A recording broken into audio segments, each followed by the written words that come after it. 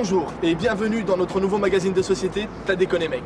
T'as déconné mec vous propose d'aller à la rencontre des scandales et de ceux qui les font, sans les blâmer, sans les juger.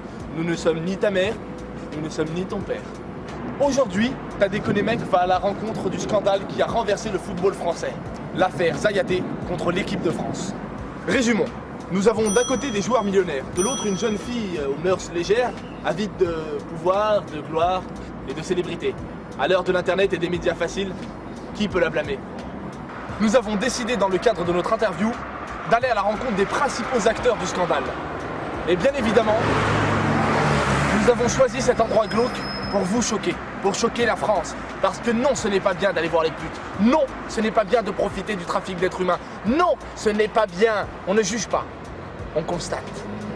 T'as déconné mec.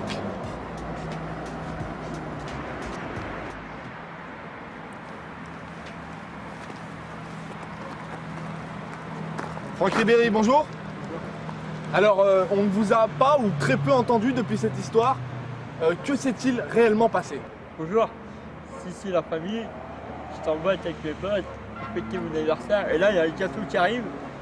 Et là, il y a une grosse bombe blonde qui sort du gâteau. Donc, la fameuse Zaya. Ici, la famille, la seule chose que je me souviens, c'est que j'étais à Poil dans une chambre d'hôtel et que j'avais 500 € en main et j'ai bu un verre de Pepsi. Donc, on peut librement penser au fameux GHB. GHB, la fameuse drogue du violeur.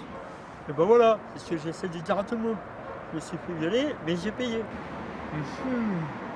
Donc, Zayadé serait donc une voleuse, violeuse et cerise sur le gâteau, mineure.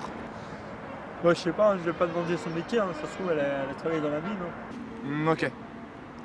Je vous rappelle, nous ne vous jugeons pas, on sait tous qu'il le fera. Et avant de regarder la paille qu'il y a dans votre œil, je regarde la poutre qu'il y a dans les miens. Pas de poutre. Franck Ribéry, merci beaucoup pour cette interview vérité dans un lieu peu commun. Hein, je vous remercie, je vous dis à bientôt. Tenez, troisième pute à gauche, c'est de ma part. Alors, que conclure de cette interview? Info? Intox? Slip? Caleçon? Noir? Blanc? Je ne sais pas, personne ne le saura jamais. En tout cas, une chose est sûre.